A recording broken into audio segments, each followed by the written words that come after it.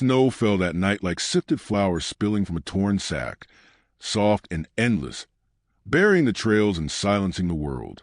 The mountains hunched against the sky, their ridges fading into gray, their fir trees bowed under the weight of white.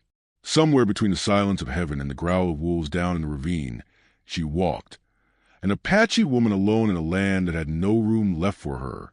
Her breath streamed in broken clouds, her hands pressed tight against a blanket frayed thin. Each step was a prayer not to fall. Each step was a promise not to turn back.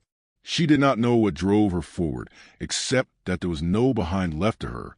The villages of her people had grown cold to her face, whispers curling like smoke, judging her choices, her silence. Her blood mixed too long with sorrow. The settlements of the white folk offered her worse. Spit near her feet, sharp words hurled like stones. Children taught to point as if she carried plague. The snow took her prints as fast as she made them, erasing her. Yet she pressed on, for erasure was kinder than rejection. Through the drifting dark, a lamp flickered faintly. She thought a trick of tired eyes, but it steadied into a square glow against the black ribs of pine. Smoke wound up from a chimney. A cabin stood against the storm, crude logs fitted by rough hands, no grace but strength in its frame. Her heart beat harder with dread than hope. Still, her body carried her forward. The door opened before her knuckles found it. He filled the frame like a shadow pulled from the mountain itself. A mountain man, wide in shoulder, rough in beard, eyes narrowed not by cruelty, but by years of watching horizons for threat. Snow clung to his coat, his boots caked in frost. He looked at her as one might look at a wolf lingering too close to the pen, measuring danger, calculating need. She did not speak. Words had failed her too many times. He studied her, his silence heavier than the storm. Then his voice, low and graveled, broke the stillness. "You'll warm my bed tonight, and I'll build you a ranch tomorrow." The word struck her like both insult and promise. She stiffened, breath shallow, as if the storm outside had swept through her chest. She could not tell whether he meant kindness or claim, salvation or barter, but the fire behind him glowed and the snow clawed at her back. She stepped inside. The cabin smelled of pine pitch and smoke. Animal pelts hung across the walls, tools set neatly by habit rather than care. A single table, scarred by knives, held a loaf of coarse bread and a jug half empty. The hearth spat sparks as logs settled, and the warmth pulled at her bones. She sank near the fire, hands trembling as they spread toward the flames. He shut the door, heavy bars sliding into place. For a long while, he said nothing more, only watched her with those eyes that seemed to see too much and nothing at once. Then he set a wooden plate before her, bread cut rough, a strip of dried venison. She ate in silence, tasting smoke and salt, each bite a reminder she had not fed properly in days. When she finished, he returned to his seat across the fire, his hands busy with knife, drawing the edge along a whetstone, sparks whispering into the shadows. His face, carved by weather and years, gave nothing. She studied him from a corner of her eye. The scar along his jaw, the lines cut deep around his mouth, the quiet that spoke louder than any boast. A man who had lived too long, with only himself for company. Her eyelids drooped heavy from exhaustion, but sleep would not come. Shame coiled in her belly, shame that she had stepped into the stranger's world and allowed his words to bind her as if she had no will. She whispered, barely a breath, "I do not belong here." His knife paused. He did not look at her, only at the blade. "Nowhere else to go, is there?" The truth burned worse than the fire. She thought of the village that turned their faces, the town that spat, the long miles she had walked with only hunger for companion. No, there was nowhere else. Her silence answered him. He nodded once, as though that was enough.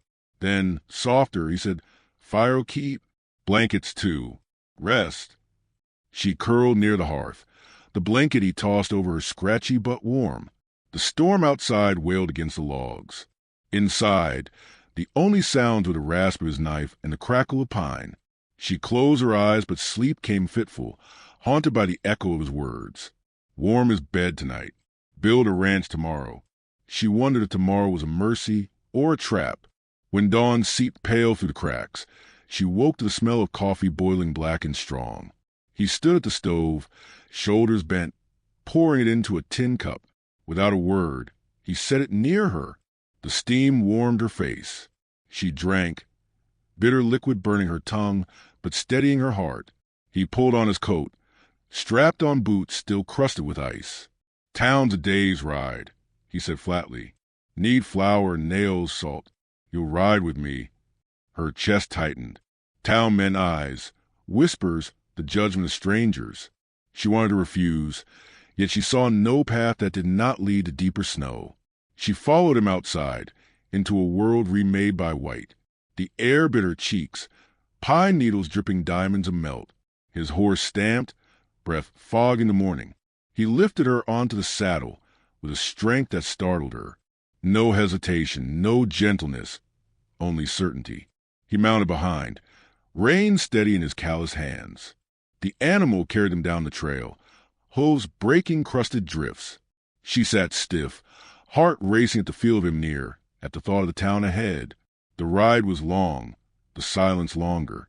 Once, he shifted his coat and pulled it around her shoulders, rough with brushing her cheek. She did not thank him, but she held it close. His warmth carried into her bones, and she hated how much she needed it.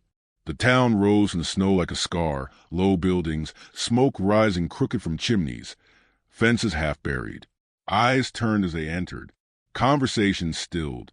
The sight of an Apache woman on a white man's horse was enough to still even the wind. She felt every stare like a knife. Women tugged children close. Men spat into the snow, lips curled. Words hissed, sharp and ugly. Her face burned hot against the cold. She looked down, hair falling as curtain. He said nothing. His silence was heavy, but not weak. He dismounted, tied the reins, and strode into the mercantile. She stayed close, every inch of her skin alive with shame. He bought flour, nails, lamp oil, his voice steady, ignoring the mutters. The shopkeeper's eyes lingered on her too long, yet the mountain man met them with a stare that needed no words. Outside again, she heard it. Fools building a ranch for a squaw. Laughter followed, cold as steel. Her chest clenched. She wanted to vanish into snow, into earth, into nothing. On the ride back, the silence pressed heavier. The coat around her shoulders seemed both shield and chain. Finally, she whispered, "They hate me." His voice came slow, rough as gravel. "This land don't care. Neither should we." But she knew the land did care. It remembered every footprint, every grave, every word whispered into its soil. And she wondered if even the land could forgive her. That night, back in the cabin, she sat by the fire staring into the flames. He worked at the table, hammering a nail into a board, building something she could not yet name.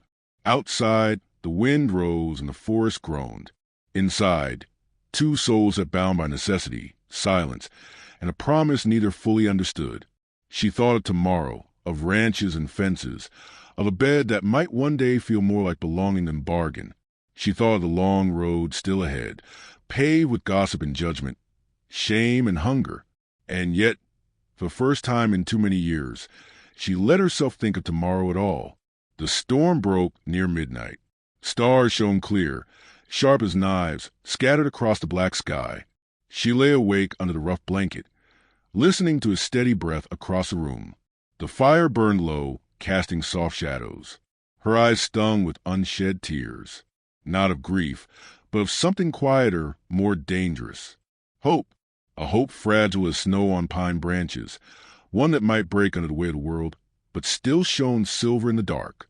The mountain man stirred in his sleep, turning once, the floor creaking beneath his weight. She closed her eyes, heart thudding. Tomorrow would come, whether she willed it or not. And tomorrow, perhaps, she would learn that his promise was the beginning of her salvation, or the last chain she would ever wear. The snow had not yet melted from the eaves when the mountain man harnessed his horse to a small sled and loaded it with sacks of grain and timber cut from the ridge. The woman rose early that morning, her breath pale in a half-light, the smell of wood smoke clinging to her hair. She pulled the rough shawl around her shoulders, though it did little to ward off the wind that seeped through every crack in the cabin walls. When he motioned for her to join him, she felt her chest tighten, for she knew where he meant to go. The town waited below the mountain, a place she had always entered with her head bent. Her steps hurried, her presence tolerated only as a passing shadow. Now she would ride beside him in plain sight, no chance of slipping unnoticed. She wanted to refuse, but his hand was already extended, rough and firm, lifting her into the sled as if the choice were no longer hers. She settled against the cold boards, the horse stamping impatiently. When he climbed in, the sled lurched forward, groaning under the weight. The path wound down through the pines, where branches cracked beneath snow and ravens croaked from the treetops. Neither of them spoke. His silence was steady, like the creak of the runners, while hers was thick with dread. She clutched the shawl tighter, pressing her chin into the wool. The world was white and endless, yet her thoughts filled it with faces. Faces that would turn, lips that would curl, voices that would pierce. When the first roofs of the town appeared, clustered low against the wind, she felt her heart quicken. Thin smoke rose from chimneys, the smell of coal and ash carried on the air. Dogs barked, children shouted, a hammer clanged against iron. Life pressed close together here, every sound amplified. The horse trotted onto the main street, hooves crunching the trampled snow. Heads turned. The sound of talk thinned, replaced by the weight of watching eyes. She lowered her gaze, staring at her own hands folded tight in her lap. Yet she could not block the sting of their judgment. A woman at the well froze with her bucket half raised, her mouth twisting before she leaned to whisper sharply to the neighbor beside her. Two men outside the saloon lifted their brows, one smirking, the other spitting brown juice into the snow. Laughter followed, muffled but cutting. "The mountain man's taken up an Apache woman," someone said, not loudly, but enough that the words slid to the cold air like a blade. Her cheeks burned. She wanted to vanish into the wood of the sled. Instead, she sat stiff, every muscle locked. The man beside her showed nothing. His eyes stayed fixed ahead, rein steady in his hands. He guided the horse to the mercantile, dismounted, and tied the line to a post. Then he turned, lifting her down before she could protest. His grip was strong, leaving no space for hesitation. Inside the store, the air was thick with dust and flour, the scent of beans and salt pork stacked in barrels. The shopkeeper looked up from the counter, his eyes sliding past the man to linger on her. It was a gaze that weighed and dismissed her all at once, a look she had felt since childhood, as though her very presence unsettled the order of things. She kept close to the man's side, shoulders rounded, wishing herself smaller. He listed his needs in a voice calm and even. Flour, nails, kerosene, tobacco, lye. The shopkeeper fetched each item slowly, his movements deliberate, his mouth tight. Another customer entered, paused upon seeing her, and whispered something under his breath as he passed. She felt the sound of it like a stone against her ribs. When the goods were tallied, the man paid without pause. His voice never faltered, his jaw never shifted. Yet she wondered if silence could protect him forever. As they stepped outside, the street felt sharper than before. A boy pointed from the hitching rail, his mother tugging him back with a warning frown, though not before he called out, "Why's he got with him?" The question, so plain, pierced worse than insult. Children asked what grown men would not dare say. She bit her lip, the taste of iron filling her mouth. They loaded the sled in silence. Just as he lifted the last sack, a voice rang out clear from across the street. "Building a ranch for a squaw, is it?" The laughter that followed came from three men gathered by the blacksmith's forge, their arms folded, their faces lit with cruel amusement. The words rolled heavy in the air, impossible to ignore. Her head bowed lower. Shame burned through her throat, her chest. She wanted to speak, to say she was more than what they saw, but her tongue lay heavy as stone. She glanced at the mountain man. His face remained as still as carved granite. Without a word, he climbed into the sled, motioned her to join, and flicked the reins. The horse pulled them forward, leaving the laughter behind, though its echo lingered all the way up the trail. The ride home was longer than the descent had been. Snow blew hard from the north, stinging their faces. She huddled beneath the coat he drew over her shoulders. The weight of it pressed like both comfort and chain. Finally, unable to hold it, She whispered, "They hate me." He did not look at her. His eyes stayed on the road. The horse's ears pricked forward. His answer came slow, rough. "This land don't care. Neither should we." She wanted to believe him. Yet she knew the land remembered. Every grave, every trail, every drop of blood spilled across its soil. The land cared more than any man could see. She turned her face into the wool, hiding tears that burned hot against the cold. By the time they reached the cabin, darkness had crept through the trees. He unloaded the supplies with the same silent rhythm as always, stacking flour by the wall, hanging tools in place. She lit the lantern, the glow filling the small room, softening the edges of their solitude. The fire crackled low, pine resin snapping.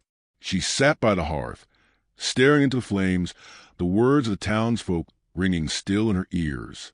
Squaw, fool, ranch. She felt those syllables branded upon her skin. Across the room, the man hammered nails into a plank, working with steady hand, his face unreadable. Each strike echoed through the cabin, a sound that was both anchor and chain. At last, she turned to him, her voice hushed, trembling. Why did he not answer them? He paused, hammer midair. His eyes lifted to hers, steady as stone. Words won't feed a body, won't raise a roof. Let him talk. Let the land decide what we are. His reply struck her harder than the townsman's jeers. She realized then that he lived by silence, not because he was deaf to insult, but because he chose not to let it steer him. Yet she wondered if silence would ever be enough for her. That night, sleep evaded her. The storm pressed against the logs, wolves howled down in the dark timber, and she lay awake with her mind chasing the faces of those who had stared. She felt again the sharpness of their eyes, the sting of their laughter. Her hand curled tight into blanket, nails biting her palm. Beside her, his breathing was slow, even the sound of a man unmoved. She envied him. Near dawn, she rose, the floor cold against her feet. She moved to the small window, peering out at the pale light spilling across the snow. For the first time, she asked herself if she would ever belong in this world that seemed to have no place for her.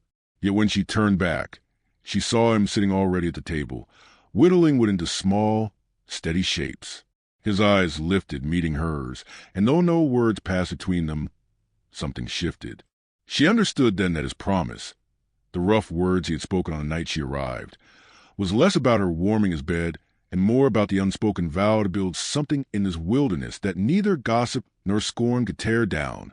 She did not know if she had the strength to see it through, but she knew she wanted to try. The fire crackled, smoke curling toward the roof beams, and outside the snow softened into quiet drifts. In that silence, fragile as glass, she felt the faintest stirring of dignity take root in her chest.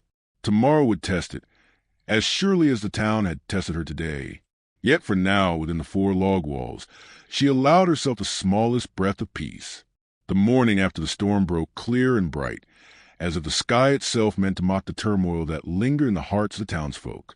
Sunlight spilled across the rooftops of Cedar Bluff, glinting on windows that had been fogged with suspicion only the night before. Word had spread like dry grass catching flame. The frontier girl had not only sheltered the Comanche, but had been seen walking beside him in the firelit street, her chin high despite the glares thrown her way. By sunrise, every mouth in town had an opinion, and most of them stung sharper than any lash. Eliza felt at the moment she stepped from the cabin she shared with her father. Her boots struck the packed earth of the lane, and heads turned from porches and store fronts. She had faced gossip before, whispers about a mother lost too young, about a girl too wild to be tamed by schooling or sewing circles, but never had their judgment pressed upon her like this. Their eyes were arrows, loose in silence. Some narrowed with suspicion, others softened with pity, and a few hardened with outright disdain. She did not falter, not outwardly. Her hand steadied the basket she carried, filled with what few where she hoped to trade at the mercantile. Each step felt deliberate, her spine straight, though beneath her composure her heart beat with the same restless cadence as a horse sensing the crack of a whip.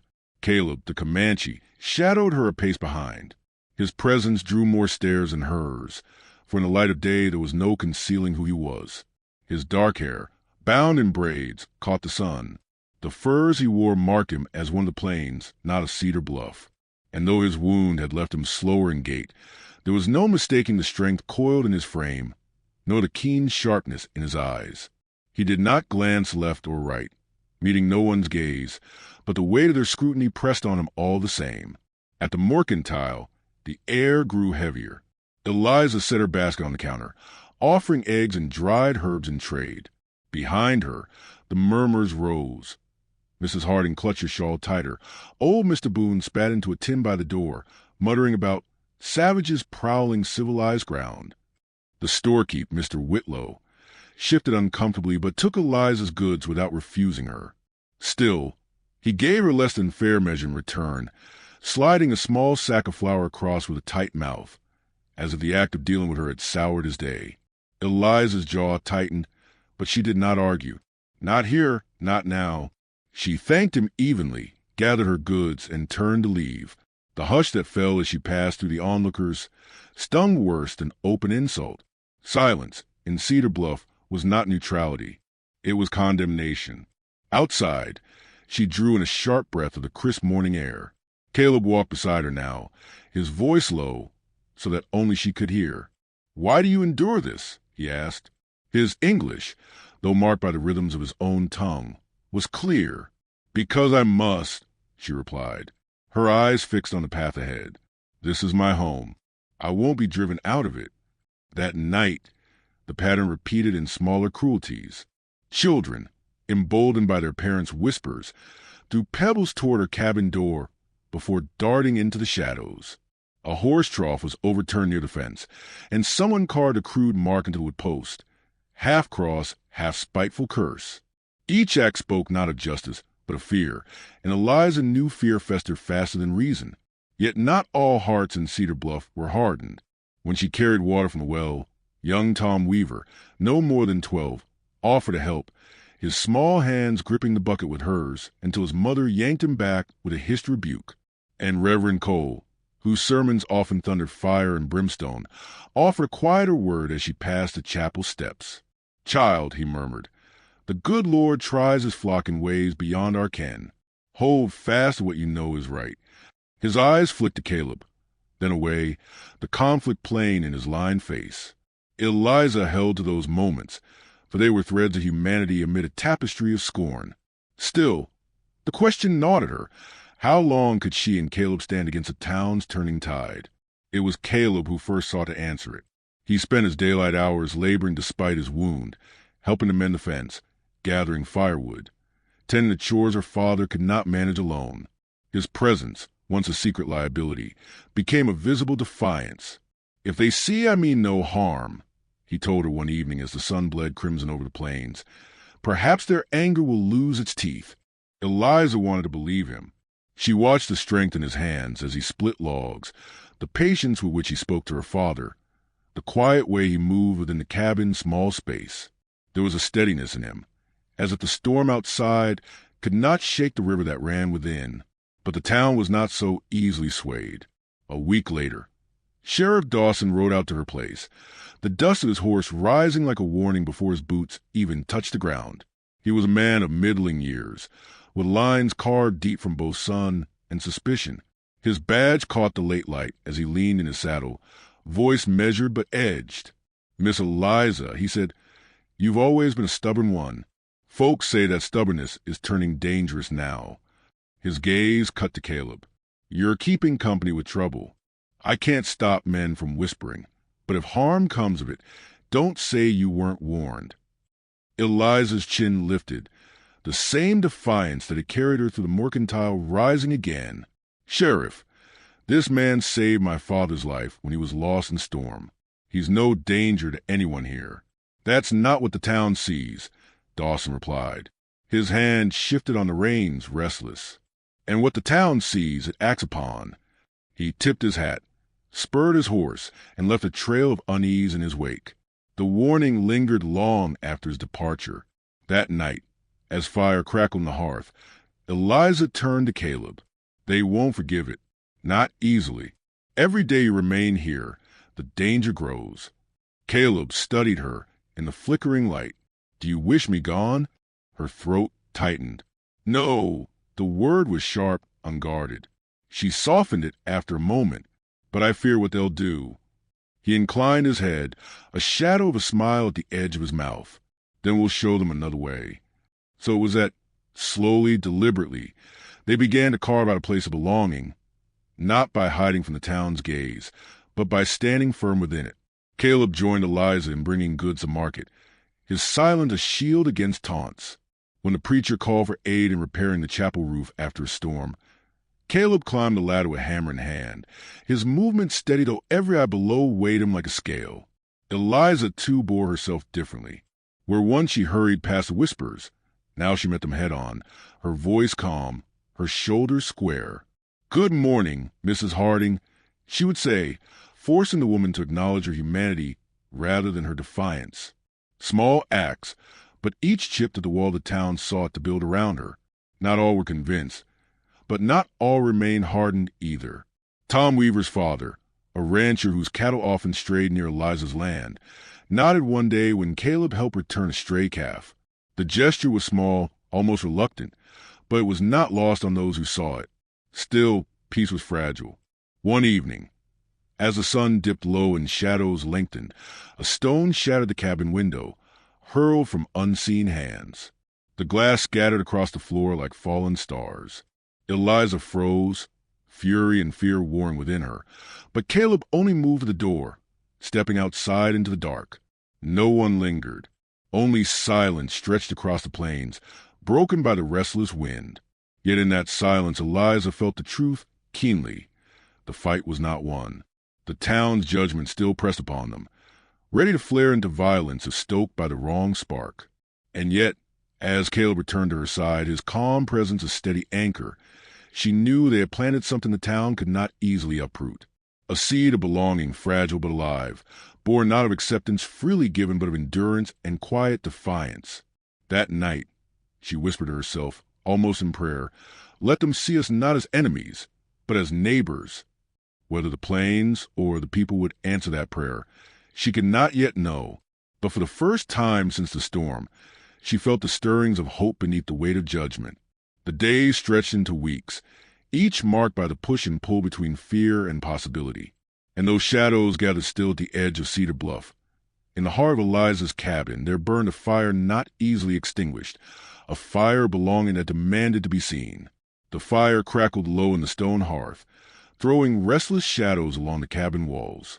James sat across from Naya, his weathered hands folded tight as though holding back the storm inside him. The mountain wind outside clawed against the wooden shutters, but neither of them spoke. It wasn't silence born of peace. It was a taut quiet of two souls balancing on the edge of choice, whether to trust or tear apart. She stared into the flames, her dark eyes reflecting the flicker of heat, but her thoughts were far from the hearth. Memories of the raid, of blood on snow and screams carried by smoke, knotted in her chest. She had survived too many nights like this, nights when the world demanded she surrender something more than she could bear. Yet here she was, in a cabin built by a man who had once been her enemy, who now spoke of building her a home, a life, as though words could erase centuries of hurt. James leaned forward, his voice low and roughened. "I meant what I said, Naya. I'll carve you a place in these mountains, not just a cabin, but a ranch worth your pride. But you got to know, the others out there won't see it that way. They'll see me as a fool and you as a trespasser." Her jaw tightened. "And what do you see?" The question cut sharper than a knife. James did not look away. He thought of the nights he had spent alone on these ridges, of the whiskey bottles emptied, of the graves he dug for dreams long dead. Then he thought of her, standing in the snow with her chin lifted against a world that would rather see her broken. "I see the only chance I've got left to do something that matters." Her breath caught. For all the years she had hidden her heart behind iron, that simple truth disarmed her. But the world outside their cabin would not let them linger in warmth for long. By morning, hoofbeats shattered the fragile peace. Riders approached, carrying the weight of judgment. James opened the door before the knock came, stepping onto the frost-hardened earth. For men waited, settlers, neighbors of the sort, though none he'd ever called friends. Their leader, Briggs, spat into the snow and fixed James with a sneer. Word is, you've taken in one of them. He jerked his head toward the doorway where Naya now stood, her hand resting near the blade at her belt. We won't have Apache women harboring here. She goes, or you'll answer to more than talk. James squared his shoulders, every muscle tensing like a drawn bow. She stays. Under my roof, she's safe. That's the end of it. Briggs' eyes narrowed. You've gone soft, mountain man. We bled and buried too many because of her kind. If you stand with her, you stand against your own. Naya stepped forward, the fire in her gaze rivaling the one in the hearth. I am not your enemy, but you make me one when you threaten me. The standoff hung heavy in the cold air. Briggs shifted in the saddle, but James' hand hovered near the rifle leaning against the doorframe, and no one dared make the first move. Finally, Briggs spat again, the snow hissing under the insult. You'll regret this. Mark me. He turned his horse, and the others followed, their departure as heavy as a death knell. When the last hoofbeat faded, Naya looked at James. You've bound yourself to me now. There's no turning back. I never planned to, he said, but their resolve did not silence the danger. Word spread swift as wildfire across the valley. By the week's end, James' cabin stood like a beacon of defiance, a target for every man who feared change more than death. Supplies ran thin, the snows deepened, and in the quiet hours, the weight of what they had chosen pressed upon them both. It was near midnight when the attack came. The first shot splintered the shutter, whistling past Naya's shoulder as she ducked. James cursed, snatching the rifle as fire sparked from outside. Shadows of men circled the cabin, their torches licking against the storm-dark sky. Back to the hearth, James ordered, firing through the window. The blast echoed across the mountains. One figure fell, but more pressed closer. Naya crouched low, her bow in hand, the old waves surging back through her blood. She loosed an arrow through the gap, and a scream confirmed its mark. Flames licked at the cabin walls, smoke curling bitter through the air. Out the back! James barked, grabbing her wrist. They slipped through the rear door into the freezing dark, snow crunching beneath their boots. The mountains loomed tall, silent witnesses to the war breaking loose at their feet. The mob followed, torches snaking through the pines like fire serpents. James and Naya moved swift, but the snow slowed them, breath turning sharp in their lungs. Behind them, Briggs' voice carried. Run all you like. This end tonight. At the ridge, James stopped, chest heaving. We can't outrun them all. He looked at her, the firelight of the torches glinting in his eyes. But maybe we can outlast them. Naya's hand brushed the scar on his cheek, a touch fierce and fleeting. Then we fight together. They turned side by side, the valley stretching out before them like a crucible. The first rider broke through the trees, torch raised high. James fired, the cracks splitting the night. Naya's arrow flew in tandem, striking true. More followed, a flood of fury and fear. The battle was not measured in minutes, but in heartbeats, each one driving them harder. Smoke stung their eyes. Snow turned red beneath their boots. James felt the old rage rise in him, the rage that had once made him a killer without cause. But now it was different. Now every shot was for something greater. Every pull of the trigger tethered to a vow he had spoken by firelight. Naya fought like a storm, her movements honed by survival and sharpened by defiance. Where James' gun roared, her arrows whispered, swift and deadly. They were outnumbered, but not outwilled. At last, Briggs himself charged forward, his face twisted with hate. He swung down from his horse, knife flashing in the firelight. She dies, and you with her. James met him head-on, the clash brutal and raw. Fist struck, steel scraped, blood spilled.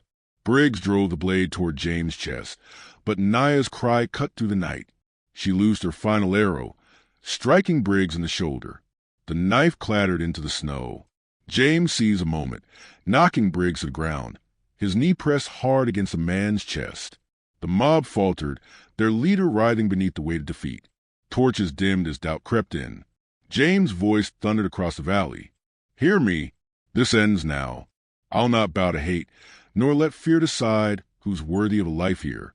She is mine as I am hers, and by God or by blood will stand. For a long moment no one moved. Then, one by one, the settlers lowered their torches. Some turned back, muttering, unwilling to press further. Others simply stared, uncertain of the ground beneath their convictions. Briggs, cursing through clenched teeth, was dragged away by his own men, his threats scattering with the wind.